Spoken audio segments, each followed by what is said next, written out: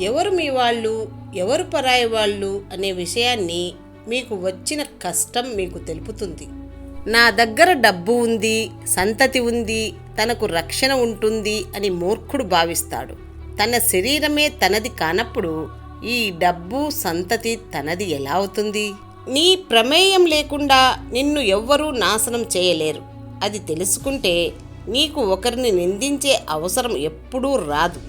నువ్వు అనుకున్నది సాధించాలి అనుకున్నప్పుడు అనుకోనివి ఎదురుగా చాలా ఉంటాయి. అంత మాత్రానికే జీవితం అయిపోయినట్టు కాదు. జీవితం ఇంకా చాలా ఉంది. మన కష్టాన్నైనా బాధనైనా మనమే భరించాలి. ఆర్చేవాళ్ళు తీర్చేవాళ్ళు ఎవ్వరూ ఉండరు. కొందరు తన బాధను కనీసం విననైనా వింటారు, ఇంకొందరు వినడానికి కూడా ఇష్టపడరు. భయం అనే వరదను అరికట్టడానికి ధైర్యమనే ఆనకట్టను నిరంతరం నిర్మించుకుంటూ ఉండాలి. జీవితం చాలా అందమైనది.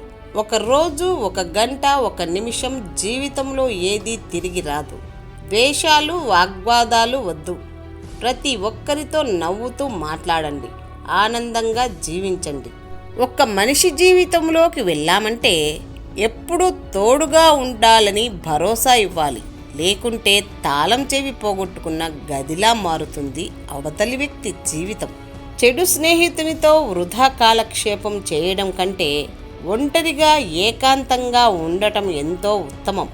అలవాట్లతో దేవుడుగాను మారవచ్చు, లేదా హంతకుడిగాను మారవచ్చు. ఎందుకంటే అలవాట్లు మనిషి జీవితాన్ని మాత్రమే కాదు, స్థాయిని కూడా నిర్ణయిస్తాయి. ఏ బంధమైనా బలపడే ముందు భరించలేనంతగా బాధిస్తుంది. బాధలను భరిస్తే ఆ బంధం బానిస అవుతుంది. కాదని విడిస్తే కాలక్షేపం కష్టమవుతుంది.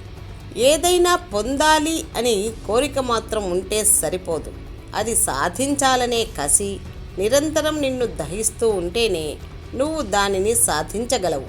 కష్టపడితే ఇష్టమైన రంగంలో విజయం సాధించవచ్చు. అదే ఆత్మవిశ్వాసంతో ముందుకు వెళ్తే ఏ రంగంలో అయినా విజయం సాధించవచ్చు.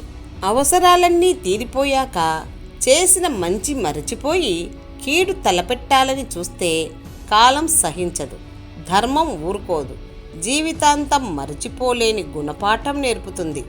వెళ్ళిపోవాలి అనుకున్న వాళ్లను వెళ్ళిపోనివ్వడమే మంచిది. ఒకవేళ బలవంతంగా ఉంచినా అది వాళ్లకు వెలితిగానే అనిపిస్తుంది. కదిలే కాలాన్ని బట్టి మనిషి మారతాడో లేదో తెలియదు, కానీ తగిలే గాయాలను బట్టి మాత్రం మనిషి ఖచ్చితంగా మారిపోతాడు. జవాబు లేని ప్రశ్నలు ఉండవు. అలా ఏదైనా ప్రశ్న నీ ముందుకు వస్తే కృంగిపోకు, కాలానికే వదిలేయ్. గతానికి ఎప్పుడూ బంధీవి కావద్దు. అది నీ భవిష్యత్తును నీకు తెలియకుండానే మింగేస్తుంది. అవకాశాల కోసం రోజులు తరబడి ఎదురు చూడకుండా అవకాశాలను అందిపుచ్చుకోవాలి. జీవితంలో ఎదురయ్యే పరిస్థితులనే అవకాశంగా మలచుకోవాలి. వినేవాళ్ళు ఉంటే చెప్పేవాళ్ళు కూడా ఉంటారు కదా. మీ జీవితం మీదే. మీ జీవితంలో మీరు మాత్రమే ఉండాలి. హక్కు ఉంటే చెంప మీద ఒక దెబ్బ కొట్టొచ్చునేమో, కానీ హక్కు ఉందని మనసు మీద దెబ్బ కొట్టకూడదు. చెంప పగిలితే మనిషి దక్కుతాడు, మనసు విరిగితే ప్రాణం మిగలదు నేస్తమా.